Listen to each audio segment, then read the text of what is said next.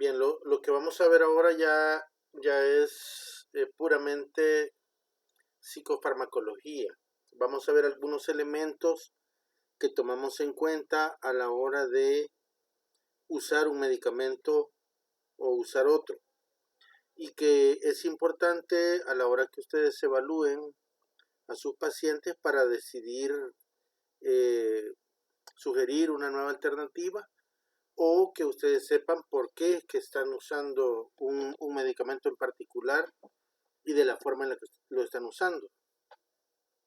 Como hay muchos elementos que están en cualquier manual de farmacología, esos elementos, a menos que ustedes tengan alguna duda puntual, los vamos a revisar, como por ejemplo la dosis, la vida media, eso lo encuentran en cualquier manual. Así es que he obviado eso y nos vamos a enfocar más que todo en la lógica del uso de medicamentos.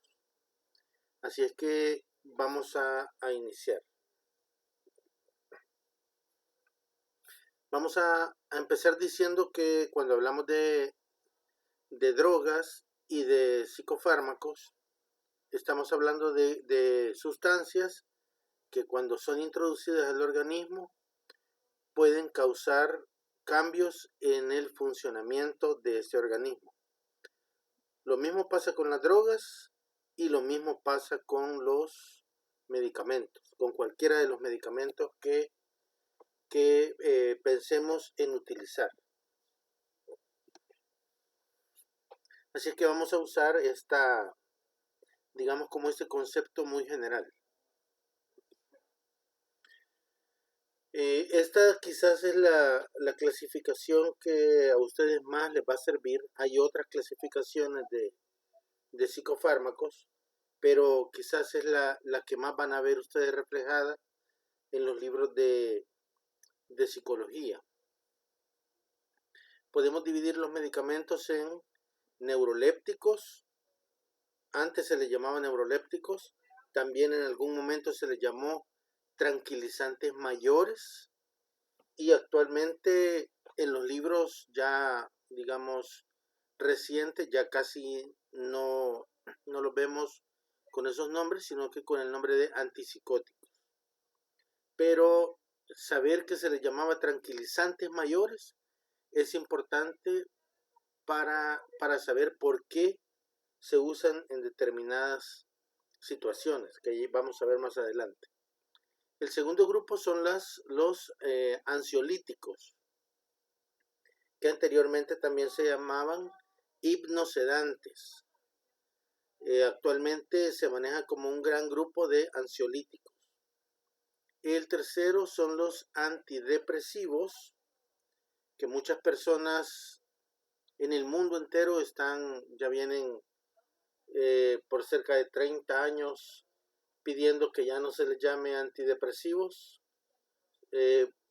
porque como vamos a ver más adelante, este grupo se puede usar de diferentes formas, no solo para depresión. El cuarto grupo son los estabilizadores del ánimo. Y finalmente tenemos un grupo donde hay de varios tipos de medicamentos que nosotros también usamos, que de repente agarramos de medicina interna o que agarramos por ejemplo, de cardiología o que agarramos de neurología y que los usamos para la definición que dijimos previamente, ¿no? Cambiar el funcionamiento en algún aspecto del organismo humano.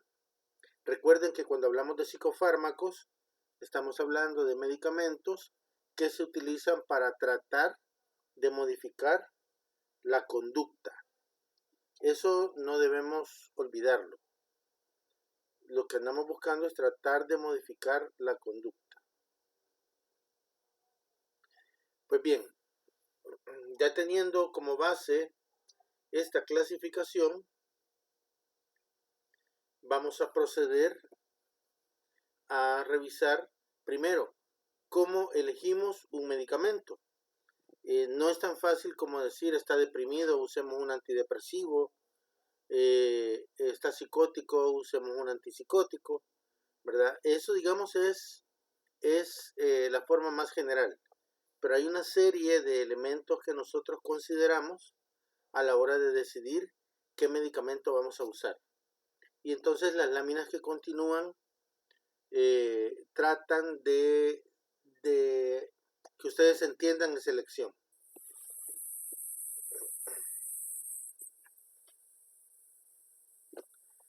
Lo primero es el efecto primario, que casi ningún libro lo menciona así, y el efecto secundario, que casi todos los libros lo mencionan así. Cuando hablamos del efecto primario, estamos hablando de el efecto que nosotros esperamos que haga un medicamento.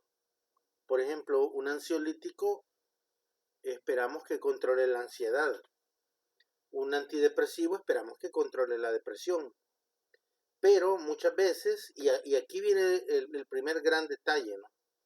Que a veces, si uno no sabe esto que les estoy mostrando, uno no entiende por qué a un paciente le han dejado ese medicamento. A veces uno decide usar un medicamento no por el efecto primario que está causando, sino lo decidimos usar por su efecto secundario. A veces también decidimos no usar un medicamento no porque el efecto primario no sea bueno, sino por el efecto secundario que nos va a causar. Ahora les pongo un par de ejemplos.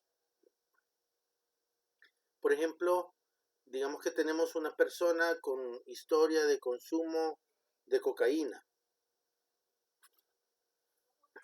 Aquí viene la importancia de los neurotransmisores. Si sabemos que ha consumido cocaína, todos sabemos que uno de los neurotransmisores involucrados es la dopamina. Y sabemos también que la cocaína da un efecto súper alto. Entonces, si nosotros queremos que el paciente deje de usar cocaína, número uno, tenemos que tratar de usar un medicamento que vaya al mismo neurotransmisor. Y número dos, tenemos que buscar un medicamento que trate de igualar el efecto que la cocaína hace en la liberación de dopamina en ese cerebro. Lo primero a lo que estamos llamados a usar, porque los libros así lo mencionan, son las benzodiazepinas. Pero nosotros debemos saber que la benzodiazepina tiene un efecto que se llama efecto de tolerancia y que la cocaína también. Entonces, nunca vamos a igualar al efecto que la cocaína ha hecho en el cerebro, por más benzodiazepina que le pongamos. Por lo tanto, usar benzodiazepinas casi que va a ser por gusto. Entonces, preferimos no usar una benzodiazepina. Preferimos usar, por ejemplo, un antipsicótico, de los antipsicóticos típicos que son más sedantes. Ahí tenemos, por ejemplo, la clorpromazina. También podemos usar un antipsicótico típico como la olanzapina. También podemos usar un antidepresivo tricíclico que por el efecto colinérgico son medicamentos muy sedantes, como la amitriptilina. Entonces, en este caso, estamos viendo que la elección del medicamento se basa más en su efecto secundario que en el efecto primario. Por eso es que puede ser que a ustedes les llegue a psicoterapia una persona que ha usado drogas y ustedes ven que está usando un antipsicótico. Y ustedes dicen, bueno, ¿pero qué le han dado antipsicóticos si mi paciente no está psicótico? Bueno, lo que pasa es que ese médico probablemente anda buscando más el efecto secundario del antipsicótico, que en este caso el efecto secundario sería la sedación, ¿verdad? Más que el efecto primario. Entonces, este es uno de los ejemplos donde buscamos eso. Otro ejemplo puede ser cuando nosotros necesitamos, por ejemplo, controlar impulsos, pero resulta que parte del control de impulsos se puede lograr con antidepresivos, se puede lograr con estabilizadores del ánimo, ¿verdad? En apoyo a psicoterapia. Y puede ser que si nosotros, por ejemplo, usamos un litio para controlar y que el paciente se controle súper bien con litio, pero si ese paciente, por ejemplo, tiene problemas renales, entonces no podemos usar litio, ¿verdad? Aunque el efecto secundario sea muy bueno, pero por su condición de salud no lo podemos usar. Esa es otra de las situaciones. Bien. La otra situación que tomamos en cuenta son la combinación de medicamentos. Es decir, nosotros vamos a usar el medicamento solo o vamos a usar el medicamento combinado con otros medicamentos. Así, por ejemplo, si nosotros ya sabemos que la fluoxetina o la sertralina se van a tardar de 2 semanas a 6 semanas en iniciar su efecto primario, y yo necesito que ese efecto, digamos, se vea más rápido porque mi paciente está muy inestable y necesita trabajar, por ejemplo, o necesita estar en un medio ambulatorio y necesito efecto más rápido, entonces yo puedo combinar. Entonces, por ejemplo, combino un antidepresivo con un antipsicótico típico. Por ejemplo, puede ser con quetiapina o puede ser con olanzapina. O lo puedo combinar, por ejemplo, con un estabilizador del ánimo. Puede ser con ácido valproico, por ejemplo. Estas combinaciones lo que andamos buscando es muchas veces que se unan dos efectos primarios, o que mientras el efecto primario de un medicamento inicia, estamos trabajando con el efecto secundario de otro medicamento. Y por ahí es que se hacen a veces combinaciones de medicamentos. Esto les impone a ustedes, digamos, un problema ciertamente, porque tienen que ir a leer un poco más sobre los efectos secundarios de los medicamentos para que vean que no siempre ese efecto secundario es malo y que muchas veces nosotros usamos más un medicamento por el efecto secundario que tiene más que por el efecto primario. Otro ejemplo de eso, que ustedes lo van a ver muy frecuentemente en la clínica, es las personas con insomnio. Si son personas que tienen miedo de tomar medicamento controlado porque puede darles tolerancia, entonces se puede usar, por ejemplo, amitriptilina, que es un antidepresivo tricíclico que da somnolencia.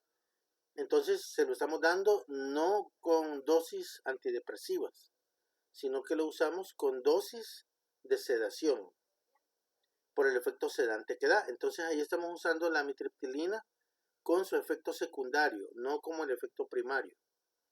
Y también podemos usar, por ejemplo, quetiapina, se usa muchísimo. Ahí la estamos usando también como efecto secundario, a dosis para controlar el sueño. No la estamos usando como antipsicótico, que para usarlo con ese fin tendríamos que usar dosis mucho más elevadas. Entonces son algunos ejemplos donde ustedes ven cómo es que vamos eligiendo los medicamentos de acuerdo a los neurotransmisores sobre los cuales queremos que funcione el medicamento y la conducta que queremos que regule también. Bien, otra de las particularidades que tomamos en cuenta a la hora de decidir qué medicamento usar. Si hay enfermedades que tenga mi paciente, por ejemplo, si tiene insuficiencia renal, casi que todos los medicamentos hay que hacer ajustes en la dosis. Por ejemplo, si tiene enfermedad del corazón, ojo, no de las arterias y de las venas, sino que del corazón. Hay medicamentos que no se pueden usar, como por ejemplo la amitriptilina no se puede usar, la imipramina no se puede usar, la clomipramina no se puede usar. Si tiene problema de tiroides, por ejemplo, el litio no se puede usar. Y así, ¿no? Dependiendo de la enfermedad que tenga, así nosotros revisamos qué medicamentos podemos y qué no podemos usar. Por ejemplo, hay personas que son diabéticas y que si usamos olanzapina en su efecto primario, la olanzapina puede controlar todos los síntomas, pero el efecto secundario de la olanzapina puede ser que le descontrole la diabetes. Entonces, aunque el efecto primario sea muy bueno, por el efecto secundario no se puede usar. Entonces decidimos usar otro medicamento que, aunque no sea el mejor en efecto primario, sí nos permita controlarlo, tal vez con combinación de medicamentos, sin alterar la diabetes o la enfermedad secundaria que tenga. Otro ejemplo puede ser el uso de memantina. La memantina es un medicamento que se usa en demencia para evitar que el cerebro siga dañándose. Pero si la persona tiene insuficiencia renal o tiene ya daño renal, no podemos usar memantina porque el medicamento tiene como efecto secundario aumentar el daño renal. Entonces, aunque el medicamento sea muy bueno y que le funcione muy bien a esa persona, pero por el efecto secundario que tiene, no lo podemos usar, ¿verdad? Entonces, no solo se trata de cuál es el mejor medicamento, sino que también se trata de qué condición tiene mi paciente como para decidir cuál es el que le va a funcionar mejor a él.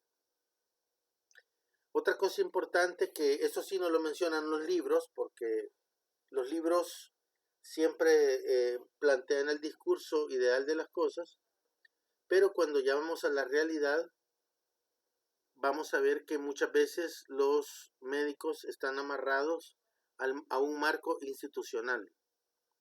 Por ejemplo, en el Seguro Social, en bienestar magisterial es un poco flexible, pero por ejemplo el Seguro Social, por ejemplo el Ministerio de Salud, tienen un listado de medicamentos, que es el listado oficial de medicamentos que pueden usar. Y un médico no puede recetar un medicamento que esté fuera de ese listado institucional. Así es que, aunque al paciente le vaya muy bien, por ejemplo, con clomipramina, por ponerles un ejemplo,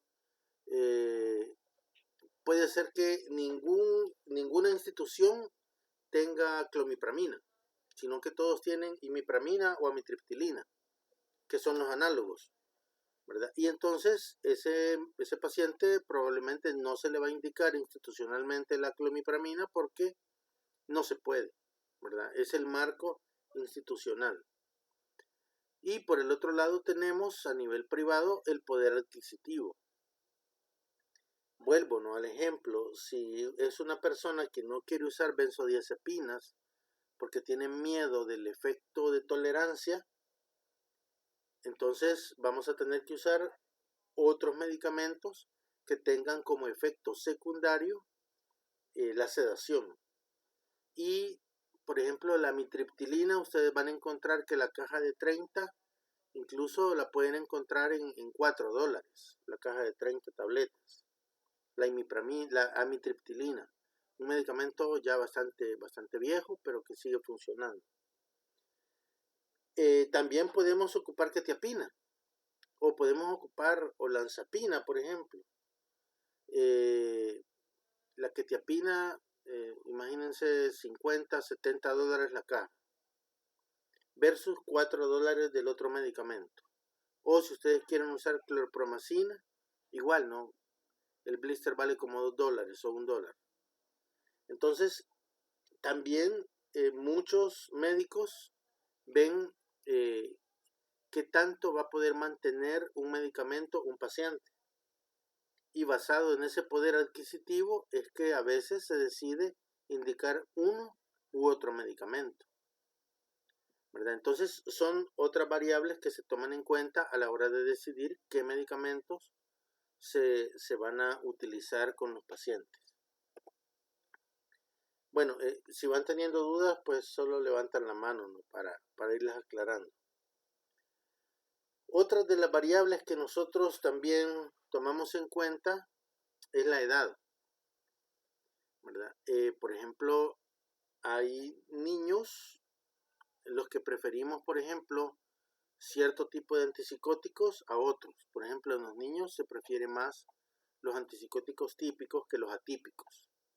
En los adultos mayores, por ejemplo, casi nunca se usa un antidepresivo tricíclico, por ejemplo, por los efectos secundarios. Como son efectos colinérgicos, ustedes van a ver que les va a provocar mareo, les va a provocar somnolencia, y cuando lleven psicogeriatría, algo así creo que se llama la materia que llevan ustedes van a ver ahí que hay muchísimos medicamentos que marean a este grupo de personas, y lo que vamos a tener es que se marean, se caen, se fracturan, los operan y se mueren. Así en ese orden. Porque hacen embolias, porque no toleran mucho, por ejemplo, porque no toleran mucho una cirugía larga. Entonces, todo eso hace que ese cerebro esté más vulnerable todavía. Más vulnerable y sea más complicado. El peso es otra variable importante. Algunos libros lo mencionan, otros no, pero para que tengan una idea. Hay algunos libros que mencionan que mientras más tejido adiposo tenga una persona, existen algún grupo de medicamentos que van a quedar atrapados en el tejido adiposo. Y eso va a hacer que veamos menos efecto de estos medicamentos. Y pues lo que vamos a tender a hacer, o lo que vamos a estar llamados a hacer, es a subir la dosis, ¿no? Eso es un caso. El otro de los casos es, por ejemplo, antidepresivos tricíclicos por el efecto secundario anticolinérgico, o antipsicóticos atípicos que dan mucho efecto secundario metabólico. Lo que van a hacer es que si esta persona tiene sobrepeso, vamos a hacer que suba muchísimo más de peso. Y para que tengan una idea, aunque no les da a todo el mundo, pero a las personas que les da, por ejemplo con amitriptilina, con imipramina o con olanzapina, si una persona llegó pesando 150 libras al mes, fácilmente ya está pesando 180. A los 2 meses fácilmente pesa 210 libras. Y así, ¿no? Así de drástico es la subida de peso. Por eso es que son otras de las variables que uno tiene que revisar en cada consulta, ¿no? Cómo está el apetito de mi paciente. Hay medicamentos que quitan el apetito, hay otros que suben el apetito. También tenemos que saber esos efectos secundarios. Por ejemplo, los antidepresivos tipo VIRS, por lo general tienden a quitar el apetito. Los antipsicóticos atípicos, a la cabeza la olanzapina, por lo general tienden a abrir más el apetito. Y eso puede ser un problema. Entonces, parte de lo que uno ve en cada sesión es cómo va el peso. Y finalmente tenemos la polifarmacia. Aquí yo luego les voy a pasar a través de Liz algunos enlaces de algunos lugares que nosotros utilizamos con mucha frecuencia cuando tenemos alguna duda sobre si hay choque entre los medicamentos. Hay medicamentos que, por ejemplo, con los anticonvulsivantes vemos mucho eso. Si usamos anticonvulsivantes y usamos, por ejemplo, anticonceptivos orales, puede ser que tengamos menos efecto anticonvulsivante. O puede ser que el efecto del anticonceptivo varíe y entonces es bien fácil que una mujer quede embarazada, por ejemplo. Y así, ¿no? Entonces tenemos que tener cuidado con lo que usemos. voy a poner un caso. Por ejemplo, yo acabo de ver en la clínica a una chica que eh, estaba, bueno, ella aparentemente convulsiona, ha estado en control con un neurólogo, el neurólogo le daba medicamentos, pero siempre convulsionaba, o sea, nunca ha dejado de convulsionar. Entonces hay dos cosas que llamaron la atención. Lo primero es que ella suspende el control porque el neurólogo dejó de ir, y desde que suspende el control se va con un religioso, el religioso empieza a orar por ella, y desde que empieza a orar por ella, eh, digamos, las convulsiones disminuyen notablemente, al grado de que llega a tener una tan sola convulsión en 2 meses. Cada 2 meses, más o menos, está teniendo una convulsión. Entonces, eso llama mucho la atención. Eso llama muchísimo la atención, que cada 2 meses esté convulsionando, ¿no? Así no se comportan las epilepsias tónico-clónicas. Entonces, a pesar de haber mejorado, el religioso le dice que a él también le parece extraño cómo está convulsionando, ¿no? Entonces le dice que en vez de visitar a un neurólogo, mejor visite a un psiquiatra. Bueno, entonces llegó a la clínica y empezamos a revisar qué es lo que estaba pasando con ella. Y entonces una de las preguntas importantes que si, que si no le explicamos a las personas se pueden llevar una impresión equivocada. Bueno, se trata de una chica de 20 años, ¿no? Entonces la primera pregunta es si tiene novio o si ha tenido novio. Entonces resulta que lo primero que alguien puede decir es que tiene que ver tener novio con que convulsione. Bueno, pues lo que andamos buscando es, digamos, explorar de una forma indirecta si está teniendo relaciones sexuales o no. Pues resulta que nunca ha tenido novio. Por lo tanto, yo pienso que tampoco probablemente esté planificando, que es el objetivo central de mi pregunta. Y entonces empezamos a revisar, ella tampoco sabe qué fecha está ovulando, pero sí lleva las fechas de su menstruación. Y entonces nos concentramos en la fecha de la menstruación y vimos que convulsiona casi siempre alrededor de la fecha en la que ovula. Eso es un cuadro que está descrito en la literatura que se llama epilepsia catamenial, que las personas, las mujeres convulsionan no porque tengan un problema cerebral, sino que porque hay un desequilibrio hormonal. Ese desequilibrio se puede presentar cerca de la ovulación o cerca de la menstruación. En este caso, la chica está convulsionando cada 2 meses. Eso también nos hace pensar en que puede ser que tenga más activo un ovario que el otro, porque recuerden que los ovarios se van turnando para ovular, ¿no? Un mes ovula uno, el siguiente mes el otro, y así. Entonces, en este caso estamos viendo que convulsiona cada 2 meses alrededor del periodo de la ovulación. Seguramente convulsiona siempre que se activa uno de los dos ovarios.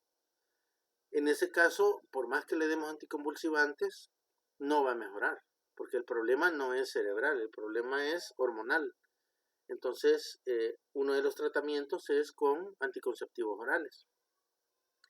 Pero a veces es bien complicado que los empiecen a tomar si no han iniciado su vida sexual, ¿no? Hay mucho todavía estigma alrededor de eso.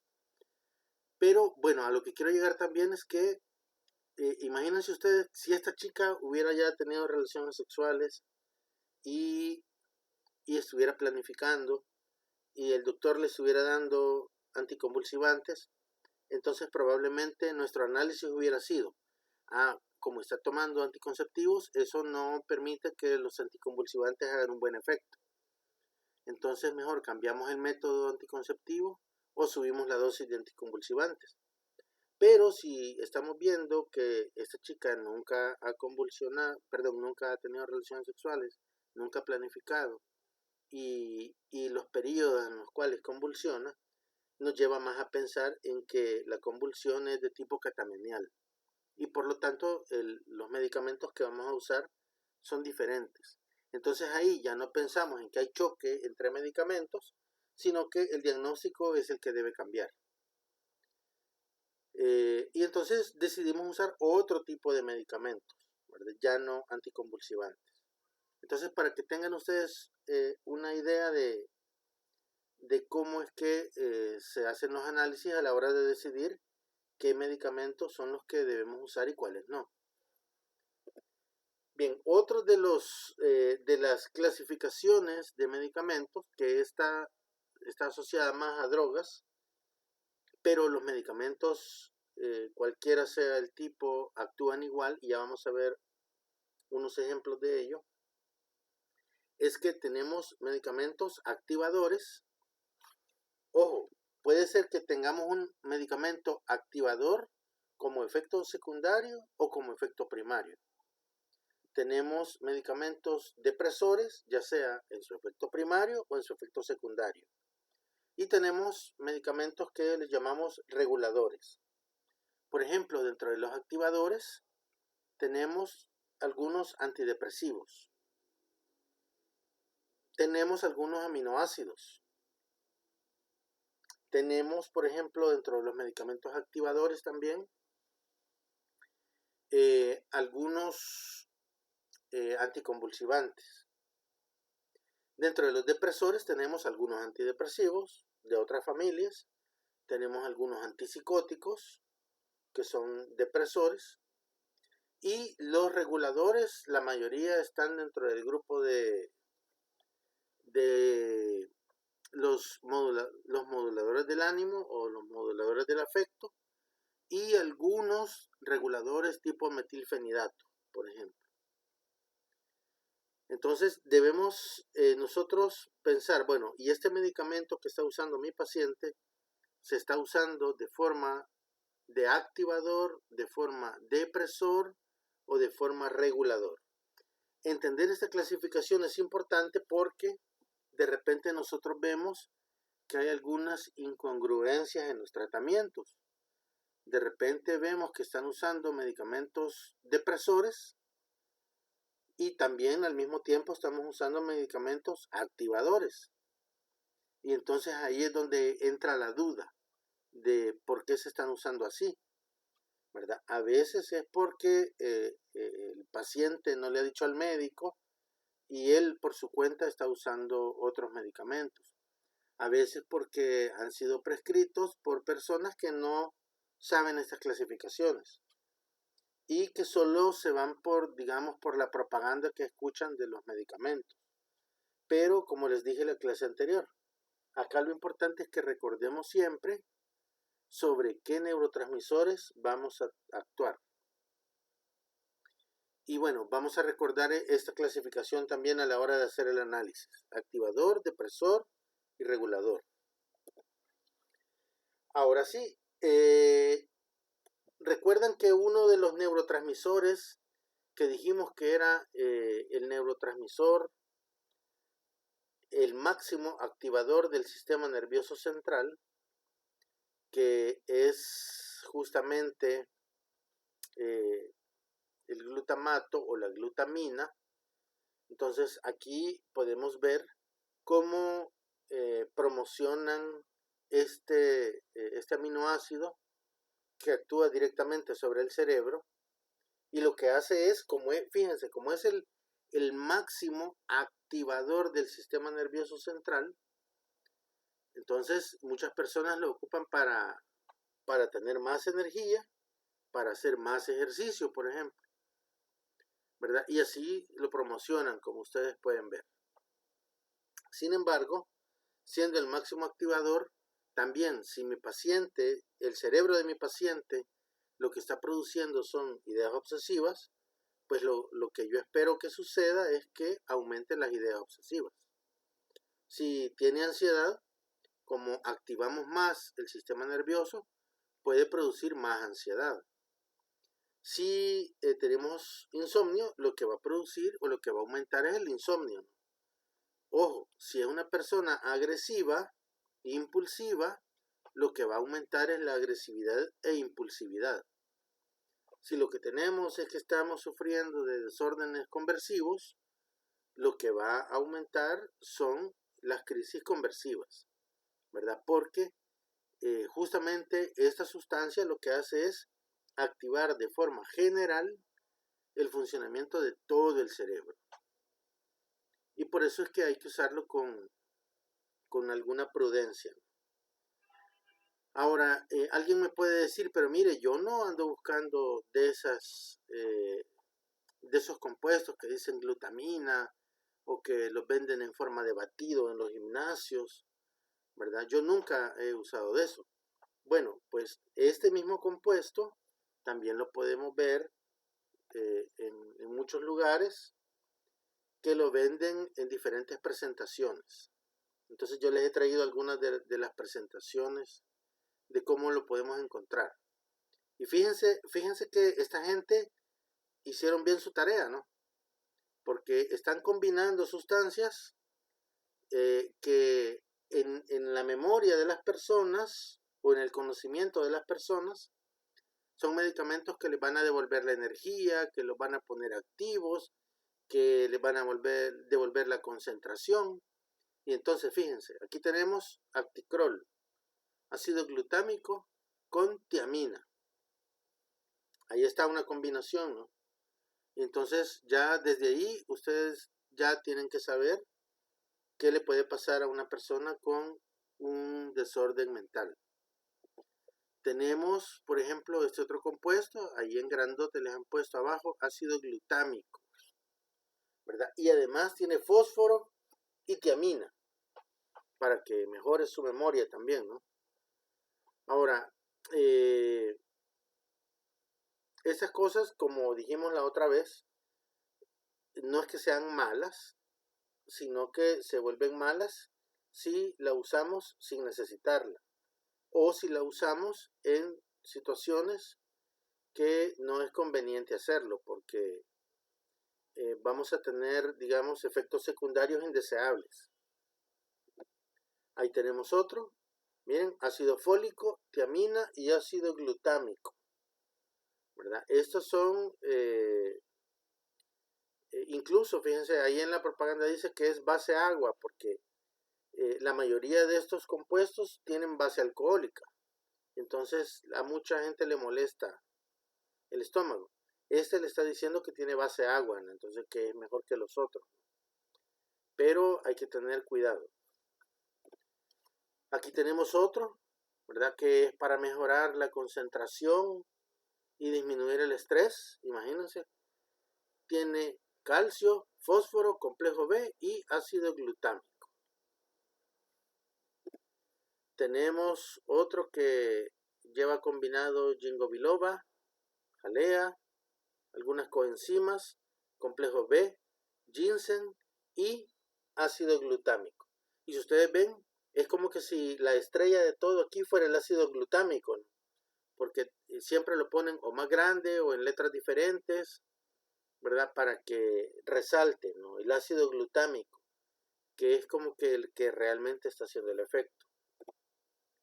Y hasta para dormir, ¿verdad? Ahí dicen que tenemos ácido glutámico como suplemento en la dieta, ¿verdad? Entonces, así es como lo vamos a encontrar nosotros, que nuestros pacientes van a estar tomando estas cosas, ¿no?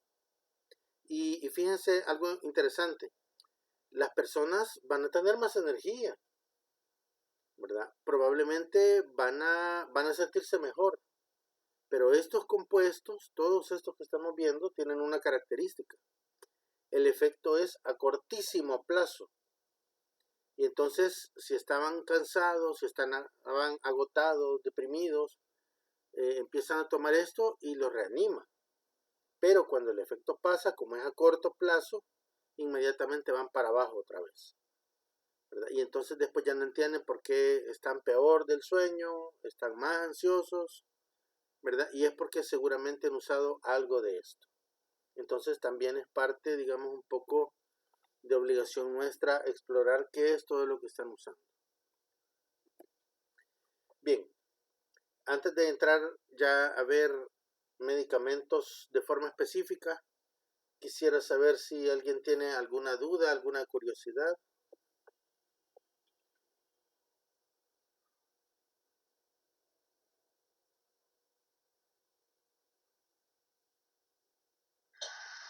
Curiosidad quizás así en general, hay muchas. Es bien complejo, la verdad, toda la información. Yo sí tengo una curiosidad, ¿cuál es como em, dentro de cómo elegir los medicamentos de acuerdo a ustedes, ¿verdad? ¿Qué es lo que hacen? ¿Cómo es la principal, la que no debe de fallar entre todo lo que se mencionó anteriormente? No, no hay principal. Siempre se toma en cuenta todo para decidir cuál medicamento vamos a usar. Siempre se toma en cuenta todo. Porque por eso es que nosotros casi siempre pedimos, antes de decidir qué medicamento usar, ver exámenes generales, por ejemplo, la tiroides, cómo está, el riñón, cómo está, porque si yo no sé cómo es el riñón y yo creo que mi paciente se puede beneficiar, por ejemplo, con memantina, y no sé cómo es el riñón, y resulta que ya está dañado, yo se lo voy a terminar de dañar. O si yo creo que se puede beneficiar con litio, o la persona me llega con la historia de que el litio le ha caído bien siempre, y yo no sé cómo tiene la tiroides, y resulta que ya está dañada, y yo le doy litio, yo se la voy a terminar de dañar. Igual con el corazón. Si yo no tengo más o menos la exploración cardíaca adecuada y resulta que pienso usar un tricíclico, yo puedo hacer que ese corazón funcione mal, ¿verdad? Entonces, tomamos en cuenta todo eso a la hora de decidir qué medicamento usar. Por eso es que ustedes van a ver que a veces hay cosas tan obvias, pero tan obvias, que si yo en la exploración ya sé que mi paciente, por ejemplo, tiene activa la tríada cognitiva de depresión de Iron Beck, ya no la exploro, ¿verdad? Porque ya la estoy viendo, obviamente, en su discurso. Entonces mejor concentro mi entrevista hacia estos otros elementos que son ya para mí más importantes, porque eso ya sé que ahí está, ¿verdad? Y entonces ya me baso más en si tiene problemas cardíacos, ya me baso más en cómo está el riñón, cómo está la tiroides.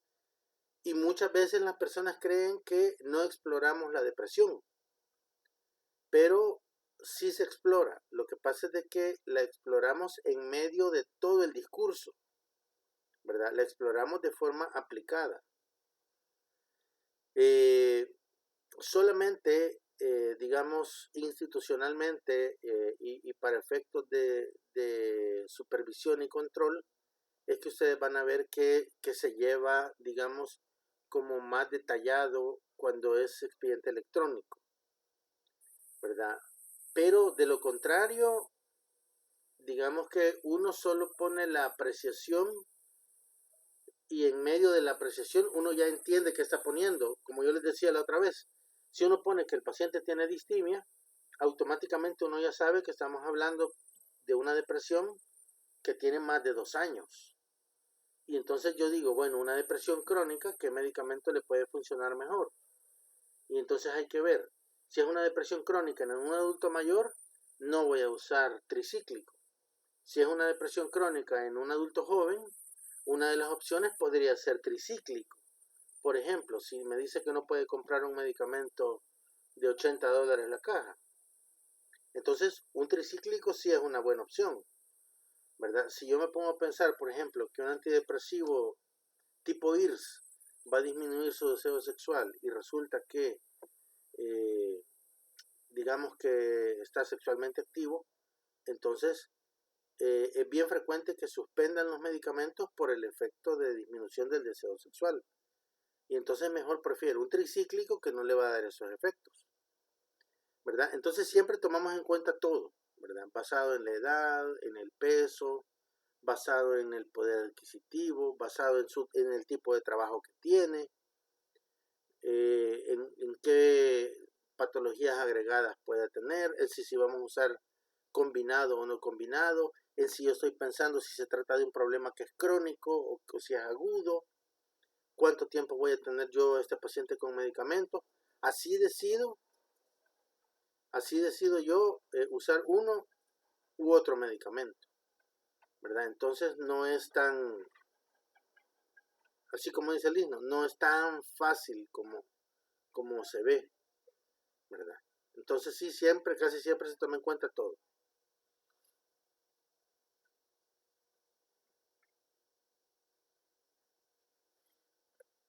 ¿Otra pregunta?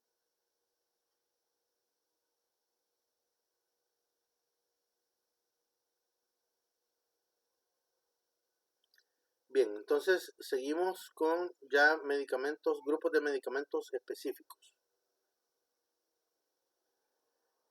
Vamos a iniciar con los antipsicóticos.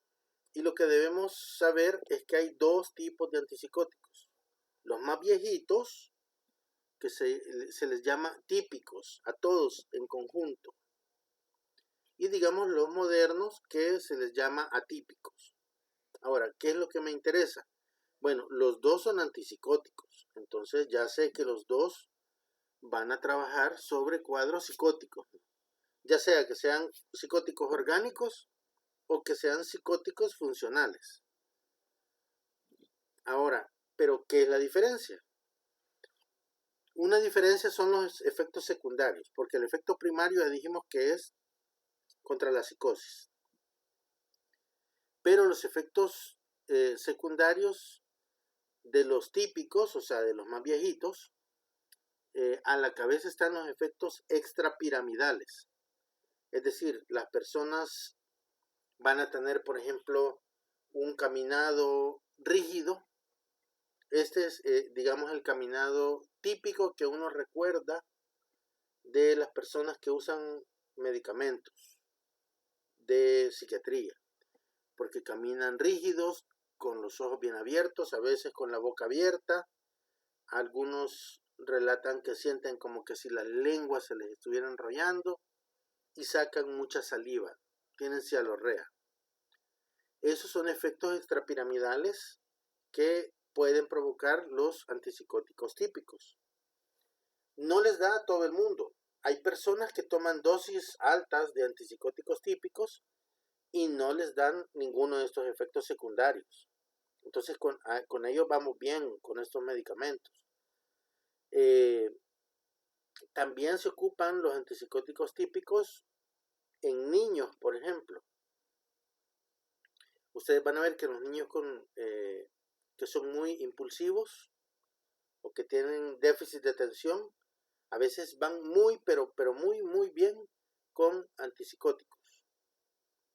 Se puede usar aloperidol, que es uno de los típicos, o se puede usar risperidona, que es uno de los atípicos. Entonces, con los niños van muy bien estos tipos de antipsicóticos para controlar su impulsividad y para controlar el déficit de atención. Bueno, dentro de los atípicos, otra cosa, perdón, dentro de los típicos también se han asociado los típicos al control de pesadillas. Cuando tenemos por ejemplo, un F51.5, que es un trastorno por pesadilla, ahí se puede usar aloperidol para controlar las pesadillas.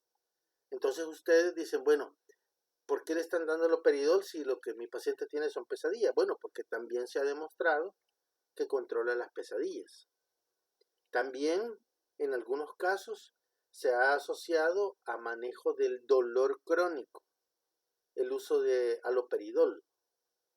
Y el uso de aloperidol en goteo se ha asociado también a disminución de periodos de confusión y de agresividad en salas de cuidados intensivos o en posoperatorios, ¿verdad? Aloperidol en goteo es fantástico.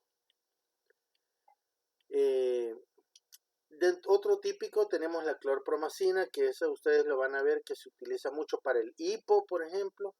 Si una persona tiene hipo, el medicamento indicado es la clorpromacina. en dosis bajitas. También se usa clorpromacina para ayudar al sueño, porque tiene un efecto sedante. Entonces muchas personas ocupan clorpromacina para dormir. Y también se ocupa para controlar las alucinaciones. También cuando un paciente está agitado, ocupamos clorpromacina vía parenteral. El problema de la clorpromacina es que puede bajarles la presión arterial. Y entonces cuando usamos ese tipo de medicamentos, siempre le pedimos al médico que antes de inyectarle le tiene que medir la presión. Después de inyectarle le tiene que medir la presión otra vez. Y después a la media hora otra vez y después a la hora otra vez, hasta estar seguro de que no le ha bajado la presión. Y digamos que el efecto más al que todo el mundo le tiene miedo con los antipsicóticos típicos se llama síndrome neuroléptico maligno, que es un efecto que le da a algunas personas y que se caracteriza porque se sube la presión arterial, porque da fiebre, porque el paciente se pone agitado y porque da taquicardia. Y estos pacientes pueden fallecer incluso. Por eso es que los cuadros de síndrome neuroléptico maligno son de cuidados intensivos. Es alguno de los efectos secundarios más peligrosos de los antipsicóticos. No está determinado por la dosis que se usa, sino que por la idiosincrasia de cada paciente. O sea que hay pacientes que aunque les demos la dosis máxima, nunca les va a dar nada. Y hay otros pacientes que con la dosis mínima van a tener problemas. Luego tenemos los antipsicóticos atípicos, que estos son modernos, no dan los problemas extrapiramidales que dan los típicos, en su mayoría no lo dan, sin embargo sí dan problemas metabólicos. Digamos que dos de los problemas que más miedo tiene todo el mundo es la subida de peso, como les comenté anteriormente, y que puede subirles los triglicéridos, el colesterol y el azúcar. Entonces, por ejemplo, nosotros tenemos jóvenes 20, 27 años, con 300, con 400 de triglicéridos por el uso de olanzapina, por ejemplo. Entonces, eso implica que en cada sesión, una de las cosas que uno tiene que hacer es medir los niveles de estos de colesterol, triglicéridos, azúcar, creatinina, ¿verdad? Para estar seguro que estos medicamentos no vayan a estar produciendo esos efectos secundarios indeseables, ¿no? Entonces eso, digamos, es lo más peligroso. Pero si nos vamos a las bondades, controlan la agitación sin sedar, la mayoría de ellos. Digamos que a diferencia de los típicos, que si hablamos de psicosis, controlan más los síntomas positivos y no los síntomas negativos, los atípicos son mejores para controlar ambos tipos de síntomas, positivos y negativos. En algunas ocasiones ustedes van a ver que hay personas que combinan un típico y un atípico. Eso es porque anda buscando que tengamos más, se llama, los medicamentos que son más incisivos. Por ejemplo, cuando tenemos ideas delirantes encapsuladas, funcionan mejor los típicos. Pero también queremos que ese paciente mejore de sus efectos secundarios, negativos, como el aislamiento, ¿verdad? Que se vuelve un poco más sociable. Entonces funcionan mejor los típicos. Ahí podemos de repente combinar algunos de estos antipsicóticos. Pero digamos de forma general tienen que recordar los típicos efectos extrapiramidales y los atípicos metabólicos. Dentro de los antidepresivos hay varios grupos. Aquí están los que más utilizamos actualmente. Tenemos tricíclicos que todavía se siguen utilizando. A la cabeza en este grupo está la amitriptilina, la imipramina, la clomipramina. De esos dan muchos efectos colinérgicos. Y como ustedes recuerdan, uno de los mayores efectos es la somnolencia. Dan mucho sueño. Otro efecto puede ser que marean mucho a las personas. Además pueden producir taquicardia, pueden poner las mucosas secas, es decir, la boca seca, pueden tener estreñimiento, ¿verdad? Pueden dar rubor facial, taquicardia. Entonces, esos son algunos de los efectos de los tricíclicos. Sin embargo, a las personas que no les dan esos efectos, se puede usar muy bien como antidepresivo, también se pueden usar muy bien para control de la inquietud, también se pueden usar muy bien en copresis, enuresis, también se usan muy bien cuando tenemos problemas de sueño, ¿verdad? Entonces los tricíclicos se usan muchísimo. Y la ventaja, la gran ventaja, es que son de los más baratos que hay. Son súper baratos.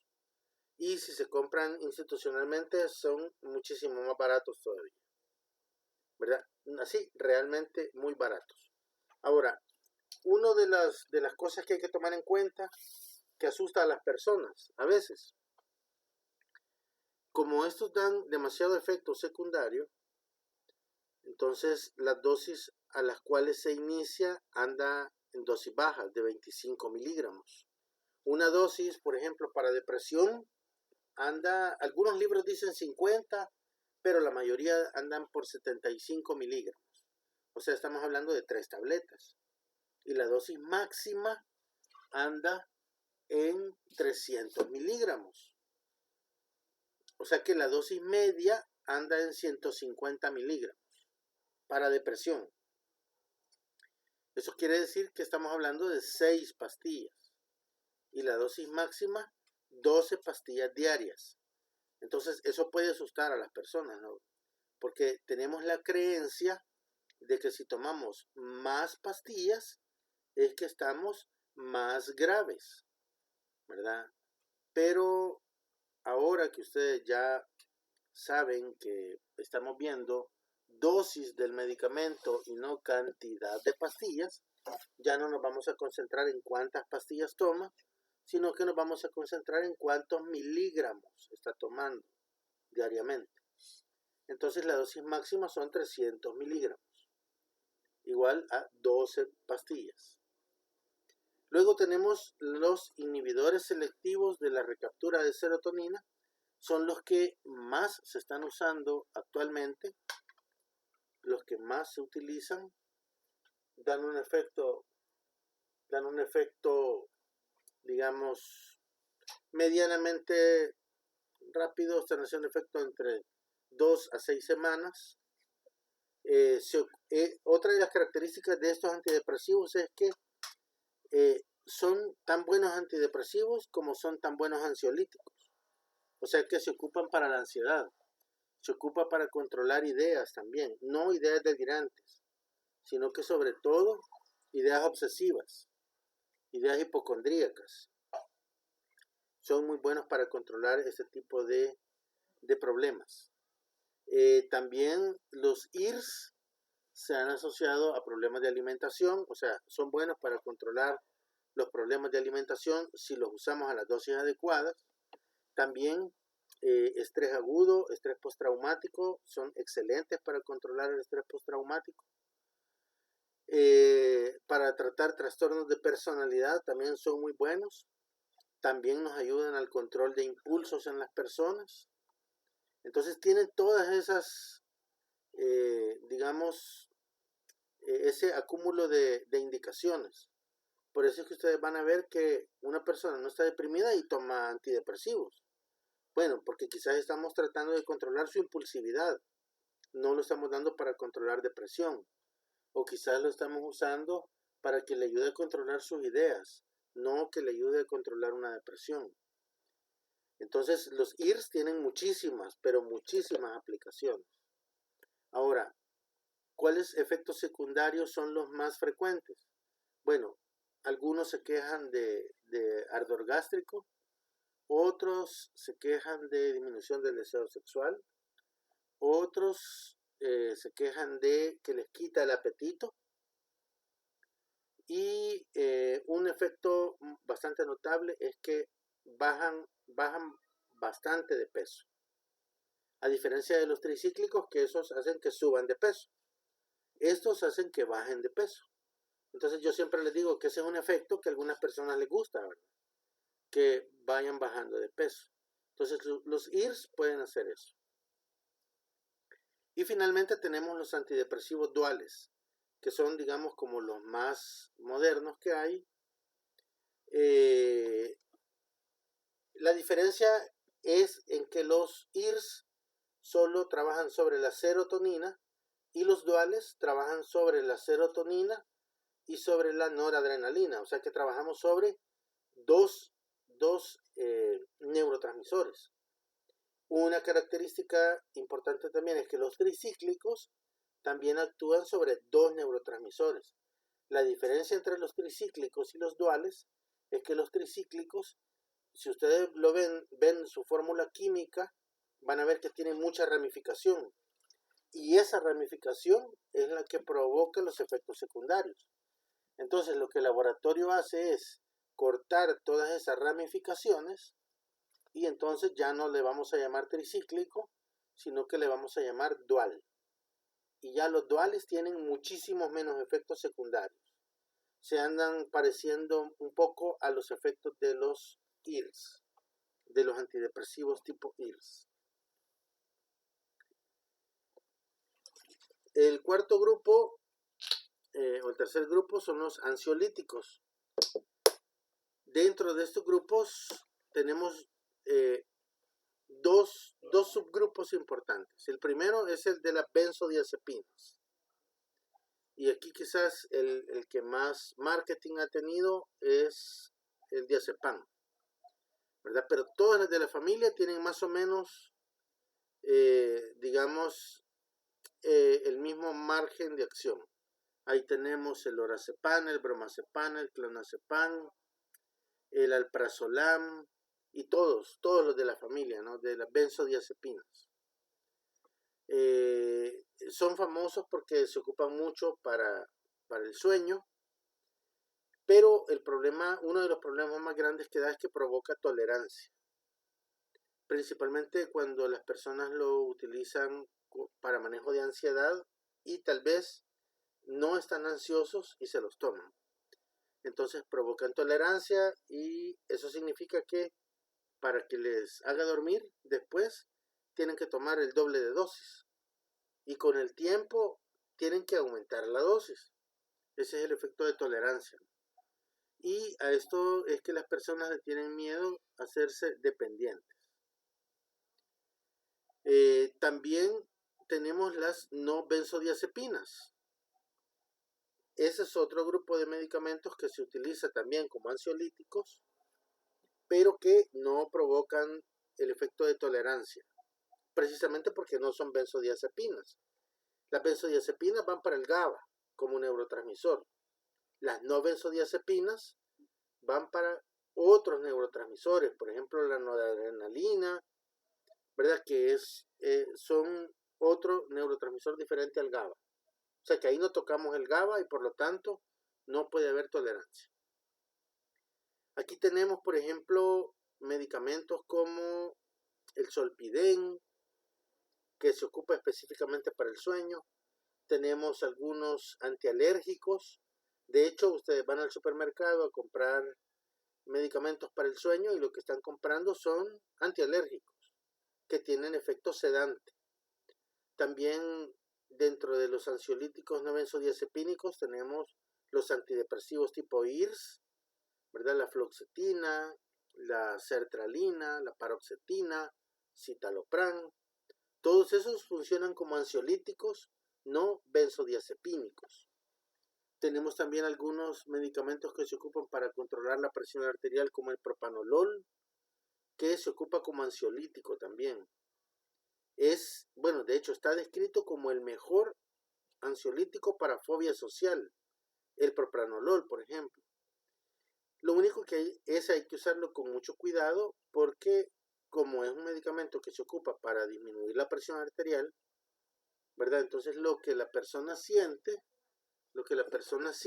es el efecto de disminución de la ansiedad, pero vaciado precisamente sobre disminución de el efecto cardíaco, más que sobre algo cerebral. Bueno, dentro de las no benzodiazepinas podemos meter cualquier medicamento, incluso los moduladores del afecto. Por ejemplo, hay personas que toman carbamazepina, que es un modulador del afecto, como ansiolítico, y les funciona y les va muy bien, ¿verdad? Porque tiene cierto efecto sedante, no tan sedante como un tricíclico, pero que sí funciona muy bien, le va muy bien a las personas. Y finalmente los estabilizadores del ánimo. Aquí tenemos dos subgrupos, el grupo de los clásicos, que son los que seguramente más van a escuchar ustedes. Ahí tenemos el litio, la carbamazepina, el ácido valproico, y tenemos los modernos. Ahí está a la cabeza la gabapentina, la motrigina, topiramato y oxcarbamazepina. Hay que mencionar que los modernos no fueron creados para modular el ánimo, sino que fueron creados para otro tipo de problemas. Por ejemplo, la motrigina, oxcarbamazepina, fueron creados para tratar convulsiones, pero vieron en el camino que mejoraba el ánimo también. Entonces son moduladores del ánimo. El topiramato es un medicamento que su primera, digamos, su efecto primario es para controlar migrañas, pero vieron en el camino que mejora el ánimo, modula el ánimo. Entonces se ocupa como un estabilizador del ánimo también. Y el litio, bueno, la carbamazepina y el valproato más que todo son anticonvulsivantes, pero nosotros también los ocupamos para estabilizar el ánimo, también los ocupamos como, y funcionan muy bien, para el control de los impulsos. Por eso es que ustedes van a ver que si tenemos personas muy impulsivas, muy frecuentemente ustedes van a ver la combinación de un estabilizador del ánimo con un antidepresivo. Y entonces ahí uno se queda. Si mi paciente ni es bipolar ni está deprimido, ¿por qué le están dando antidepresivos y por qué le está dando estabilizador del ánimo? Ah, bueno, porque estamos usando el efecto de control de impulsos y queremos el efecto que sea un poco más rápido. Y entonces por eso es que se usa esa combinación. Es lo que yo les decía al principio, ¿no? Que podemos usar combinaciones de medicamentos de acuerdo a lo que estemos buscando en nuestro paciente. Y bien, les quiero poner este video, espero que escuchen el audio, porque digamos que vamos a ver la introducción, pero lo que más me interesa es el final, para que ustedes vean por qué los antidepresivos trabajan solo sobre serotonina. Y ustedes me van a decir, pero mire, ¿y si en una depresión crónica todos están alterados? ¿Por qué solo sobre serotonina? Bueno, aquí está la explicación. Así es que vamos a ver si alcanzan a escuchar el audio. Si no, igual yo se los paso. Los cerebros de los un neurotransmisor indispensable para nuestro usa su forma cristalizada. Este déficit de serotonina afecta a varias zonas del cerebro. Primeramente al cuerpo estriado responsable al tálamo y al hipotálamo, que regulan funciones corporales como la temperatura, el apetito y el sueño. Estas funciones están perturbadas en las personas depresivas. También afecta a otras dos estructuras, la amígdala, que activa los reflejos ante el miedo, y el hipocampo, responsable de la memoria emocional.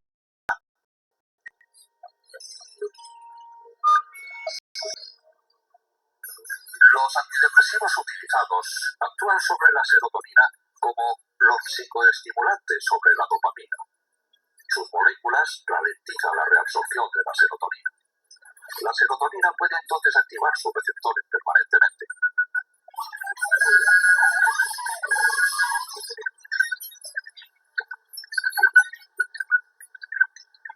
Conocemos los objetivos de los antidepresivos. Son unos neuromediadores denominados monoaminas. Actualmente, junto a los antidepresivos, se utilizan habitualmente primero la serotonina, también la noradrenalina, y ahora se están desarrollando medicamentos mixtos, serotonina, noradrenalina. Pues bien, parece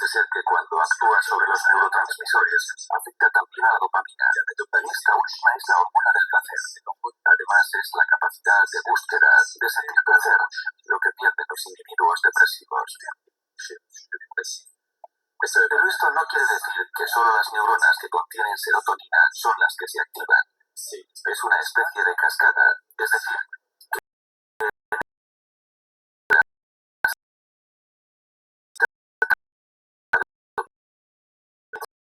monoaminas. Después, los otros sistemas de neuronas también ven su sistema mejorado, en parte restablecido. Me dicen si lograron escuchar el audio.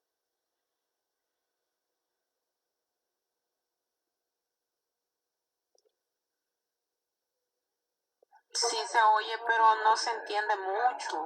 Vaya, se lo voy a resumir. Es correcto, se ha distorsionado. Vaya, se lo voy a resumir. Aquí están explicando que las personas deprimidas tienen alteradas varias partes del cerebro y tienen alteradas varias partes del cerebro, por lo tanto, varios neurotransmisores. Sin embargo, como vemos en esta imagen que les he dejado congelada, a la cabeza tenemos la serotonina. Entonces, los antidepresivos trabajan sobre la serotonina. Cuando la serotonina se logra regular, automáticamente se regula la noradrenalina y la dopamina. Y cuando se regula la noradrenalina y la dopamina, se regula el resto de neurotransmisores. Es como una cascada. Pero hay que entender la lógica que todo inicia con la serotonina. Ahora, los antidepresivos tricíclicos y los antidepresivos duales lo que hacen es actuar sobre la serotonina y sobre la noradrenalina por una razón.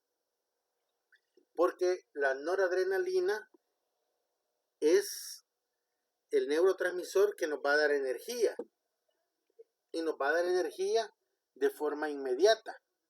Es como que si le estuviéramos metiendo ácido glutámico, pero digamos de acción más prolongada. Entonces, yo le meto un antidepresivo que estimule la noradrenalina y la serotonina. Entonces, estoy haciendo que la persona rápidamente gane energía, que la energía sea sostenible. Eso va a hacer que tenga la percepción que está mejor, mientras la serotonina regula el resto de neurotransmisores. Entonces, básicamente ese es el resumen de este video, pero igual se lo voy a dejar se lo voy a pasar para que lo vean con más detenimiento.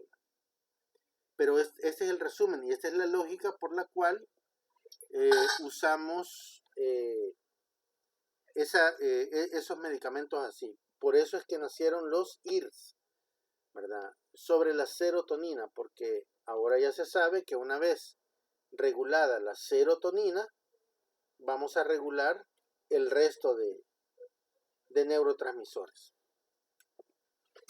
Y bien, esto que ya lo habíamos visto, ¿verdad? Es la clasificación del CIE-10, solo para que ustedes tengan una idea y recordemos los grupos en los que se organiza la CIE-10 y para que tengamos una idea de qué tipo de medicamentos podemos usar en cada grupo.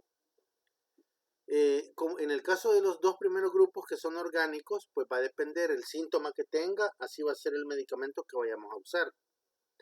Porque ahí lo que me está diciendo en los que están en rojo es que mi paciente puede tener cualquier síntoma, pero que yo debo saber que ese síntoma se debe a un problema orgánico, ¿verdad? Entonces puedo necesitar cualquiera de los grupos de los medicamentos, pero que también debo de tratar el problema orgánico que está provocando los síntomas.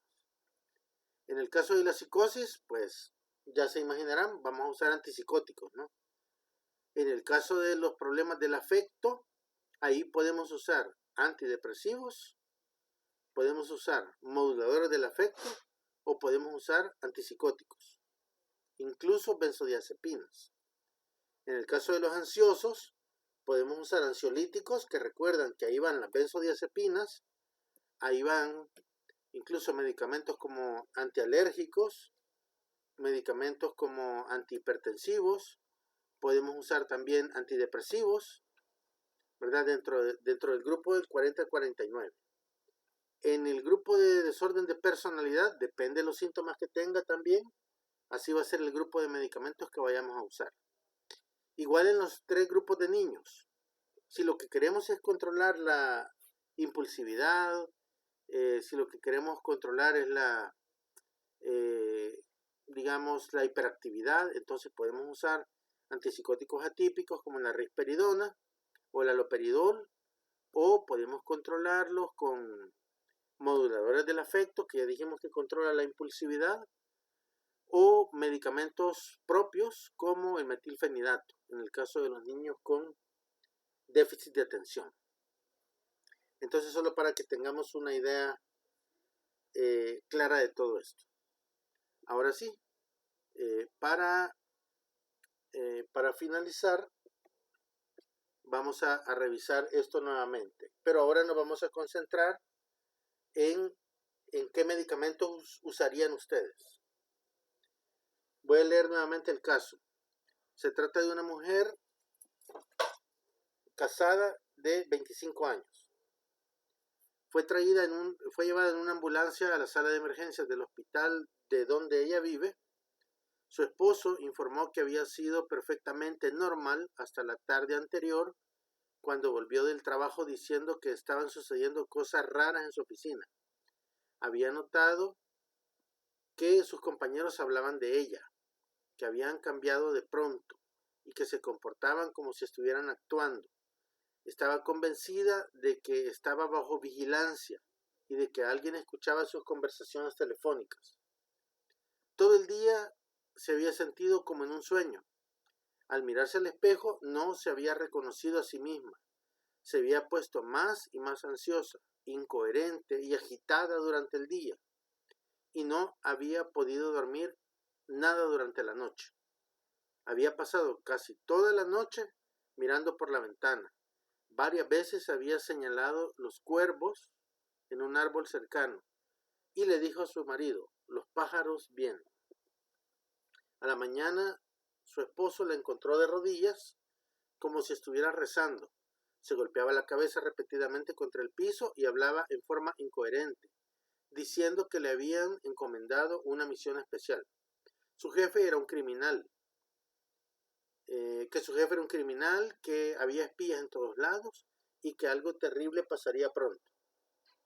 De pronto se calmó, le sonrió y le dijo que había resuelto convertirse del catolicismo al islamismo.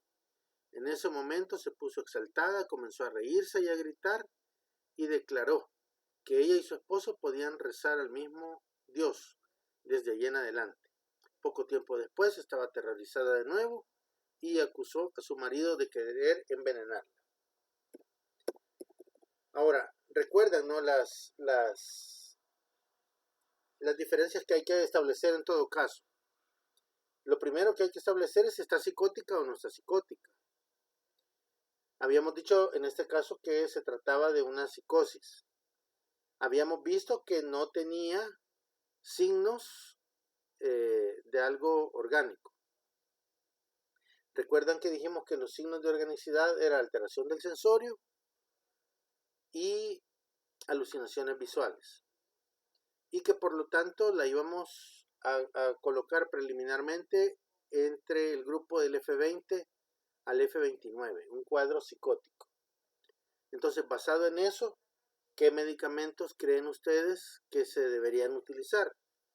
Antes de que respondan, solo quiero que recuerden, es una mujer que tiene 25 años de edad. Fíjense, es una mujer que no ha dormido, que se agita en el día, que tiene ideas delirantes de persecución.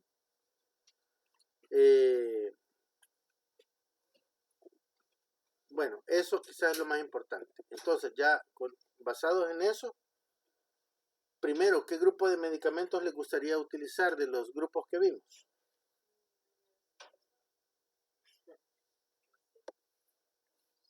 ¿Alguna opinión?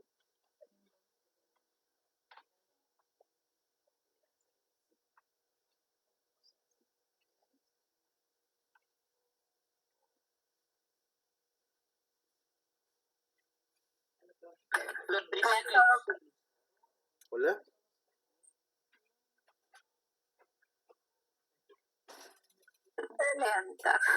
Perdóneme, dígame. No, una compañera habló primero, que hable. Vaya, ¿quién?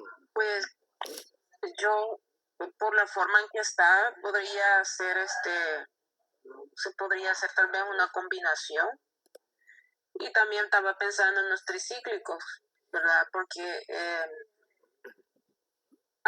perdón, no, porque los tricíclicos dan mucho sueño y ella no ha dormido, ¿verdad? Vaya, fíjense, Perdón, tienen en la lámina primero los grupos principales de medicamentos, ¿verdad? Entonces, primero, si ya estamos diciendo que tiene una psicosis que no es orgánica, que la metemos en el grupo del 20, del 29, entonces lo primero es, ¿qué grupo de medicamentos deberíamos usar? ¿Un antipsicótico, un ansiolítico, un antidepresivo o un estabilizador del ánimo? Yo creo, doctor, que es un antipsicótico. Un ¿Estaba antipsicótico. psicótico? Sí, claro. Un antipsicótico, ¿no? Ahora, dentro de los antipsicóticos, recuerdan que vimos los típicos que dan efectos extrapiramidales, pero que son más incisivos para controlar las ideas, y los atípicos, que dan más síntomas metabólicos, pero que son mejores para tratar síntomas negativos y positivos. Entonces, ¿esta mujer tiene síntomas negativos o no le ven muchos síntomas negativos?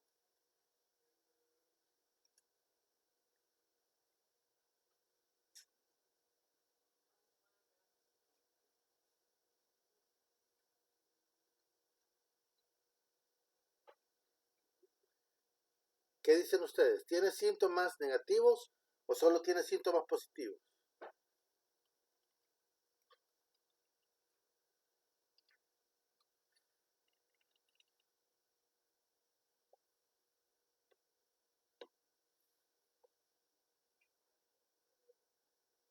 ¿Voluntarias? ¿Voluntarios?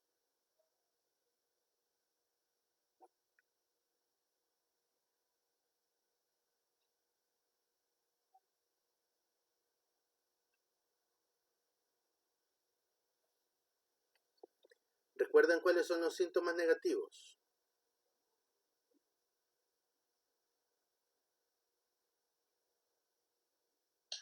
La verdad, no, porque entré tarde, perdón. Se me había escapado. Vaya, recuerden, en los cuadros psicóticos podemos tener psicosis que tengan síntomas negativos, síntomas positivos o solo positivos. Cuando hablamos de síntomas positivos, son los síntomas que tienden a llamar más la atención, como la psicosis, las ideas delirantes, las alucinaciones, la agitación, la agresividad, el control de la conducta sobre los demás. Y cuando hablamos de síntomas negativos, estamos hablando de lo contrario. Personas que permanecen calladas, personas que se aíslan, personas que buscan estar solas, personas que empiezan digamos, como a pasar mucho tiempo encerradas en su propio mundo, ¿verdad? Esos son síntomas negativos. Entonces, en esa historia, hemos visto síntomas negativos o solo positivos. Positivos, doctor. Hola. Yo pienso de que síntomas positivos porque, según lo expresado, no era una mujer que se aislaba, sino que decía lo que ella sentía y lo que ella percibía en su malestar. Correcto. Entonces, fíjense bien. Eso ya nos da pie para nosotros decidir tranquilamente. Bueno, Entonces podemos utilizar sin mayor problema un antipsicótico típico por dos razones. En primer lugar, porque son más incisivos en los síntomas psicóticos, o sea, los pueden controlar más rápidamente. En segundo lugar, porque no tenemos síntomas negativos, que es la otra ventaja que tienen los antipsicóticos atípicos, ¿verdad? Que controlan muchísimo mejor los síntomas negativos, pero en este caso no tenemos historia de síntomas negativos. Entonces, fácilmente ustedes van a ver que el médico va a preferir usar, por ejemplo, haloperidol. Ahora, aquí viene una cosa importante, porque el haloperidol es un medicamento bastante común, bastante barato, ¿verdad? Digamos que no es quizás el medicamento que uno esperaría que el doctor nos receta si vamos a un supermédico privado, ¿verdad? Entonces, muchas veces ustedes van a ver que a las personas les dejan un medicamento caro, ¿verdad? Y un medicamento de la segunda generación, que son los atípicos. Pero, por el tipo de síntomas que tenemos, nos bastaría usar con un típico. Incluso, hasta podría mejorar más rápido con un antipsicótico típico. Porque nosotros ya sabemos, ¿verdad?, el margen de acción que tiene este tipo de antipsicóticos. Entonces, usamos más un antipsicótico típico. Ahora, ustedes van a ver que ahí están el haloperidol, la clorpromacina, el decanoato, ahí están metidos todos esos grupos. Entonces, es correcto, ¿no? Vamos a usar un típico. Ahora, si nosotros queremos que esta persona, digamos, se duerma porque no ha dormido o controlar un poco más rápido su agitación, ustedes dicen, bueno, quizás entre el haloperidol y la clorpromacina, que esos son detalles que están en cualquier manual, ¿verdad? Entonces mejor usemos clorpromacina, porque es un poco más sedante que el haloperidol, ¿verdad? Que ahí es donde vamos ya, digamos, depurando cuál medicamento nos conviene más. Ahora, digamos que la clorpromacina no, porque le puede bajar la presión. Bueno, entonces usamos haloperidol como antipsicótico y podemos utilizar otro medicamento solo para que nos ayude a dormir. Entonces ahí podemos usar una benzodiazepina, ¿verdad? Ya sea inyectada o ya sea tomada vía oral. Entonces, más o menos así es que hacemos el análisis de cada caso para saber qué tipo de medicamentos vamos a usar. ¿Alguna pregunta con este caso?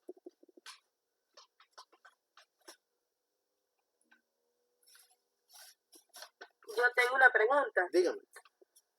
En el caso de usted menciona los psicóticos con síntomas, sería, ¿verdad? Positivos y negativos. ¿Sí? ¿Cuál de esos dos es como más difícil de trabajar? ¿O cuál es el más peligroso?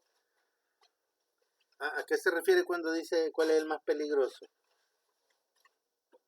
Lo que sucede es de que con el positivo usted dice que manifiesta, según lo expresado, ¿verdad? Ajá. Manifiesta todo su malestar y da a conocer, entonces, y el otro no sabemos cómo va a ser su reacción, porque se aísla.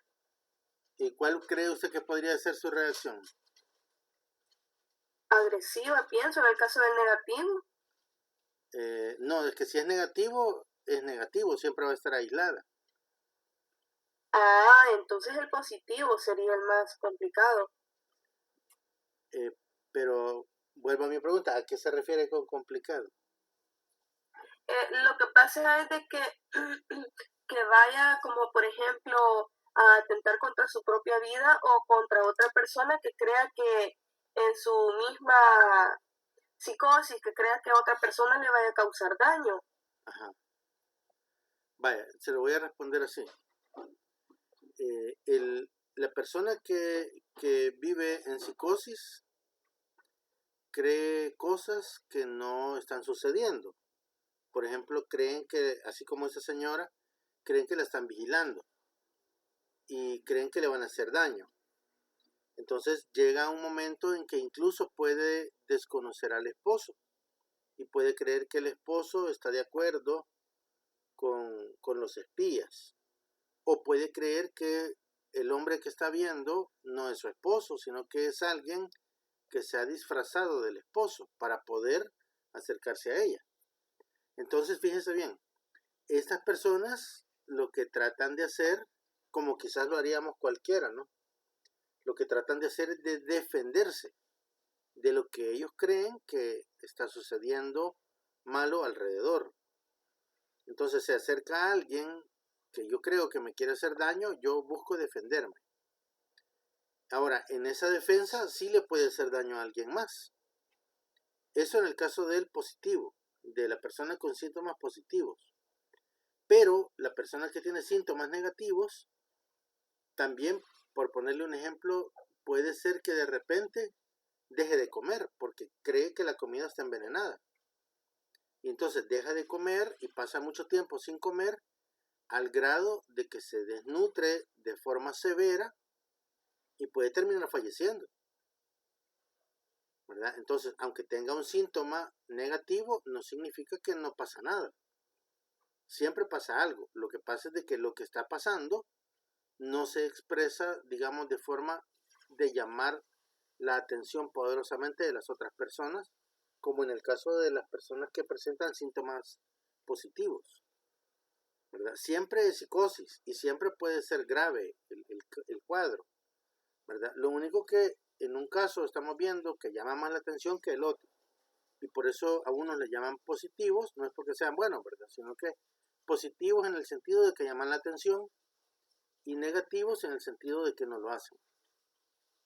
Pero dos pueden ser peligrosos.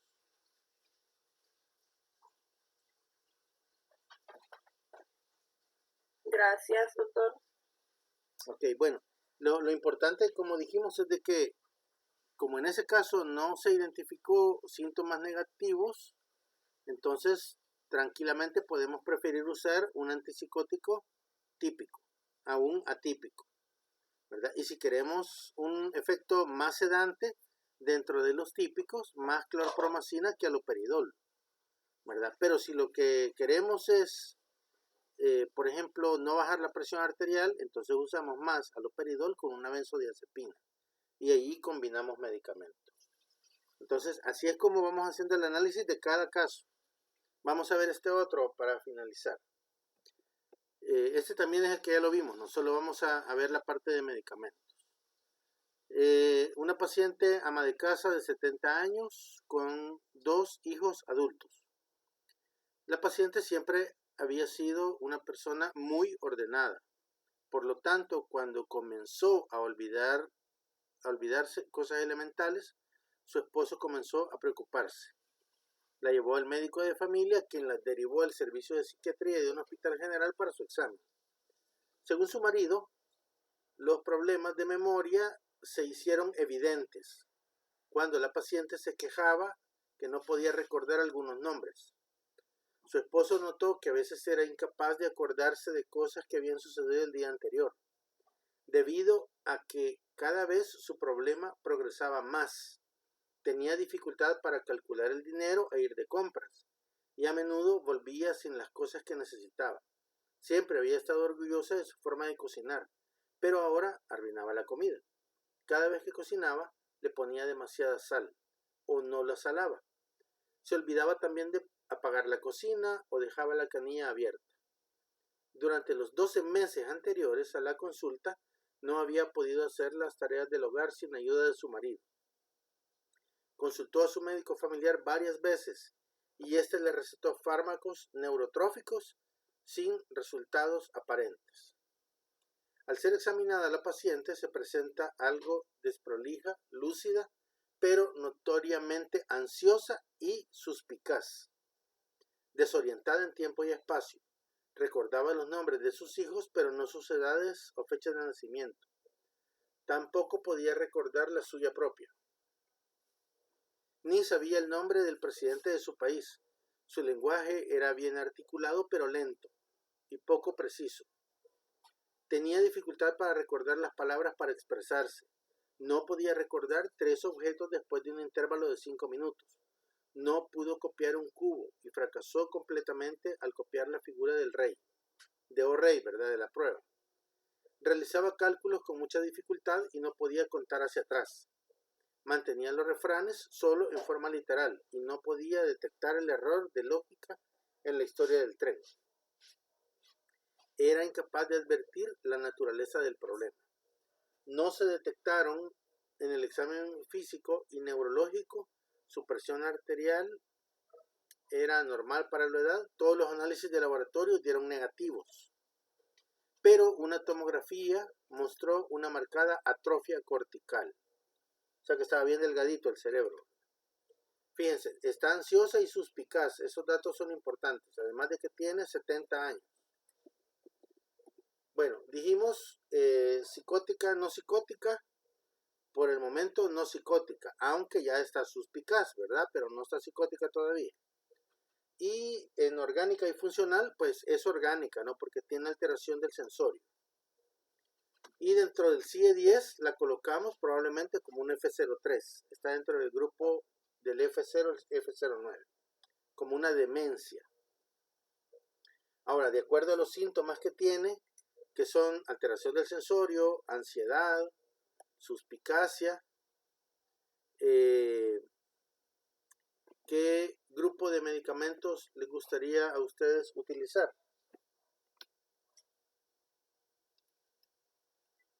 Ansiolíticos. Una buena opción sería ansiolíticos, ¿no? ¿Qué otra cosa les gustaría usar? ¿Cuál es el problema más grande que tiene esa señora?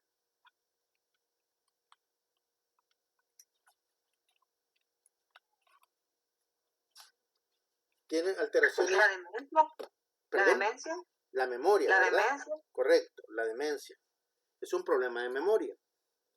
Entonces tenemos que utilizar un medicamento que nos ayude a recuperar la memoria. Ahora, fíjense, ese problema, para empezar, es un problema que es de neurología. No es ni de psiquiatría ni de psicología. Entonces nosotros esperamos que el neurólogo le dé medicamentos, pero si no, igual lo hacemos nosotros. Le damos un medicamento que se llama memantina. Ese medicamento mejora el rendimiento en términos de memoria. Se parece un poco a un medicamento que venden más que todo para personas jóvenes, que se llama piracetam. Ustedes van a escuchar que hay un laboratorio que lo saca como piracebral y que dicen que les ayuda a la concentración y a la memoria. Es cierto. La diferencia es que ese medicamento se usa solo cuando hay estados de agotamiento, no cuando hay deterioro, ¿verdad? En este caso ya tenemos un cerebro atrofiado, ya está deteriorado, o sea, ya hay una enfermedad ahí. Entonces hay que usar memantina para la memoria, ¿verdad? Podemos usar un ansiolítico para disminuir la ansiedad y para la suspicacia, ¿qué le gustaría usar?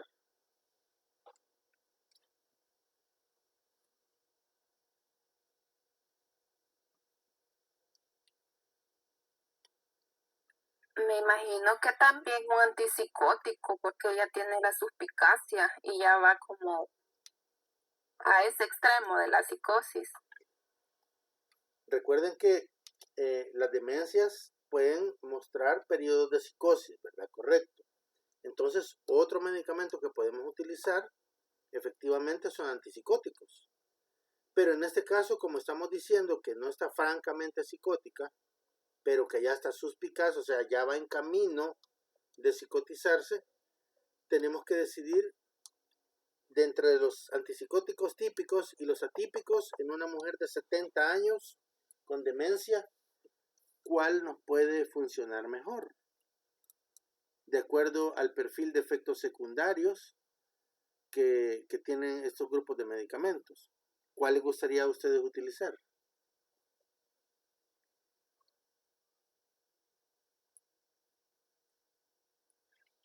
¿Típico o atípico?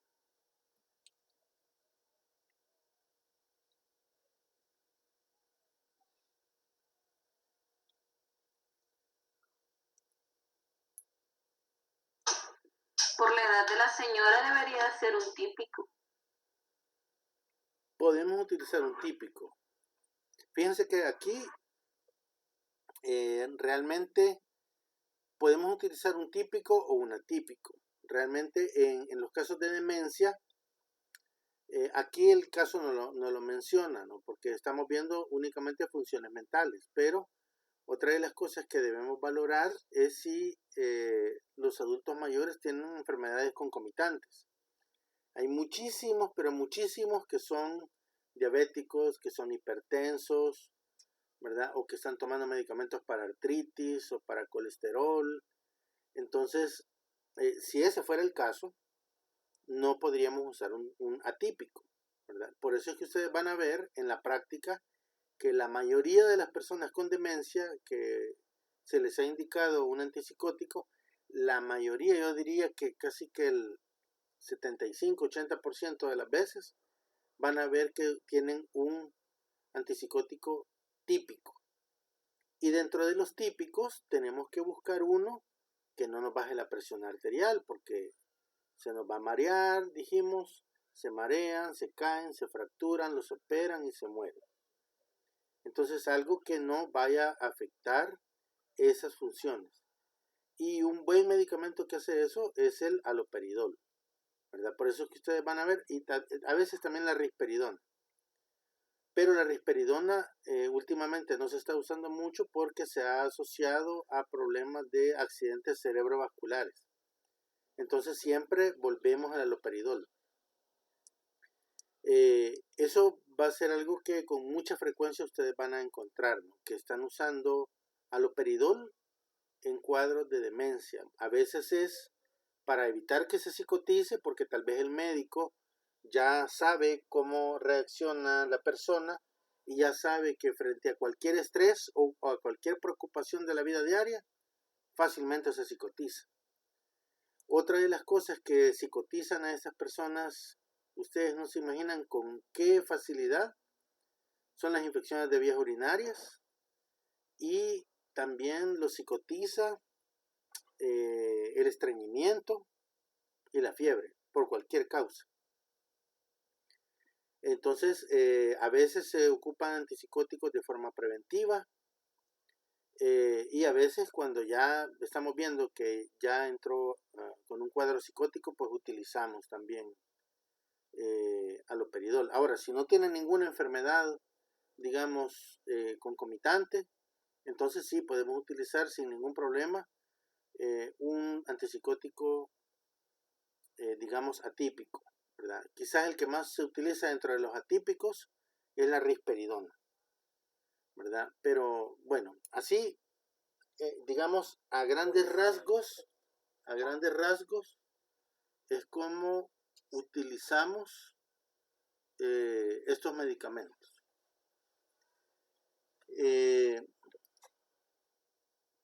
Quiero saber si tienen alguna duda, alguna pregunta. Está muy difícil esto.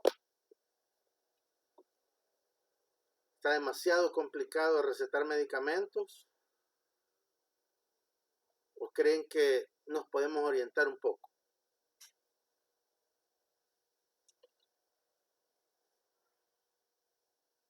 Yo creo que quizás nos podríamos orientar un poco. Quizás lo difícil es todas las combinaciones de los medicamentos, pero creo que usted nos está dando bastantes luces para poder clasificarlos en los típicos y en los atípicos y considerar el peso y la edad y todo eso para poder, digamos, usar el idóneo. Vaya, fíjense, la próxima semana pienso que nos concentremos solo en casos clínicos. Solo veamos casos. Pero para que nos ubiquemos todos rápidamente, lo que les voy a pedir es que repasen los temas de farmacología que les están dando en la maestría y lo que hemos visto en estas 3 sesiones, ¿verdad? Para que ustedes vean que no es tan difícil ubicarse en el tipo de medicamentos que debemos usar, y que también, aunque debemos saber algunas diferencias importantes, que no es que sea tan complicado, sino que simplemente es que no estamos acostumbrados a ver las cosas así, ¿verdad? Pero cuando ya hablamos de medicamentos, aparte de que tenemos que saber sobre qué parte del cerebro funciona X medicamento, también tenemos que tomar en cuenta lo que pasa en el resto del cuerpo, ¿no? y en la vida de las personas.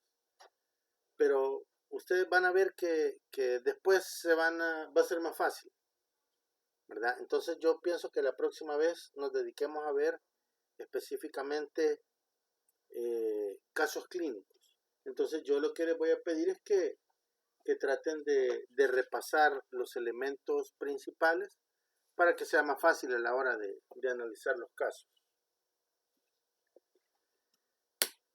¿Alguna otra pregunta?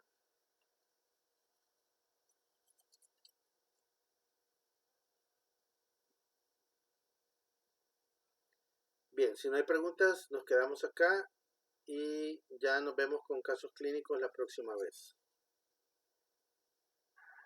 Gracias, buenas noches. Pasen feliz noche. Gracias. Buenas noches. Gracias. Feliz noche. Feliz noche. Gracias, feliz noche. Feliz noche. Gracias.